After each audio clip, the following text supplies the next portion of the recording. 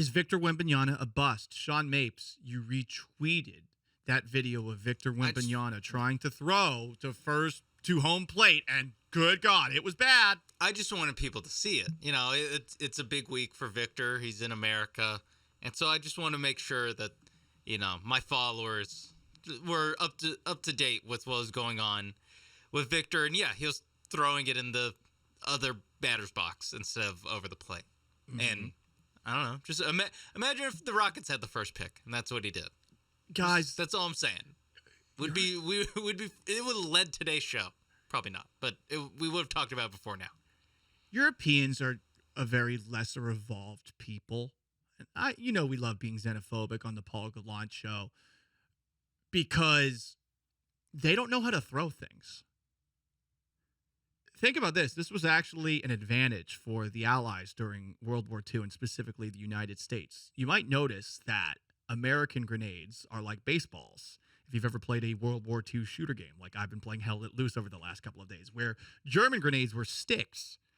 And the reason that the United States made their grenades look like essentially spheres, balls, not perfect spheres, of course, was because they knew that the majority of Americans know how to throw because they've played some sort of baseball growing up. Not everybody, but the majority of Americans know how to throw. They've at least thrown a baseball, football, basketball. They've thrown something before. Exactly. And meanwhile, the Germans had these like stupid looking stick grenades. And I mean, what, are they going to kick them? Look at us. We're the Germans. By the way, I finished that movie Victory last night. And it's not bad, but not worth your time. Not worth your time. The soccer in the movie is actually pretty good, but most of the movie is B-roll.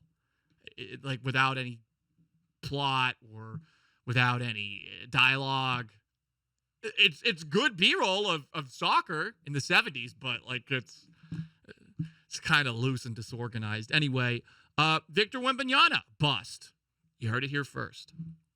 Meanwhile, what the hell are the Rockets going to do? We heard a couple of reports from Adrian Wojnarowski yesterday about what could happen in front of the Rockets. The Portland Trail Blazers have picked number 3. The Charlotte Hornets have picked number 2. Let's start with the Charlotte Hornets because there has been some talk about the Rockets trying to move up to that number 2 spot. Charlotte has circled in on somebody who almost was canceled earlier this basketball season. I'm told that Alabama's Brandon Miller further solidified his standing as Charlotte's choice at number 2 with a workout in meetings he had in Charlotte yesterday. This is the first time Michael Jordan, the outgoing majority owner in Charlotte, had a chance to watch Miller in person, to sit down and meet with him. And both Miller and Scoot Henderson came back to Charlotte for second workouts, second meetings, and I'm told Miller was better the second time around in that environment than he had been the first time, and certainly positionally. Miller's advantage over Scoot Henderson in Charlotte is that they've got a point guard in LaMelo Ball in Charlotte, who's they believe is a franchise-level point guard. Okay. Brandon Miller, second overall. I guess he did all right in the meeting. He didn't pull a Jack Jones or a previously on the Brandon Miller show. Bring a gun that was in his car that didn't belong to him back to the scene of a fatal shooting. So he's taking steps in the right direction. If Charlotte's going to take Brandon Miller second overall, that means Scoot Henderson is on the board at number 3. Could the Rockets trade up to get Scoot Henderson in this draft that a lot of people are saying is a 3-player draft? Here's what Adrian Wojnarowski had to say about what Portland's looking to do. Well, if the Blazers keep that pick at 3, they're going to take, I think, very likely whichever player Charlotte doesn't. And certainly, they're prepared in Portland to draft Scoot Henderson if indeed Brandon Miller stays in that number 2 slot. But listen, this is an organization in Portland that is very engaged around the league in seeing if they can turn that number 3 pick and perhaps other assets into, I think, a star-level player to pair with Damian Lillard. But it is going to take a tremendous package to get Portland to trade out of number 3.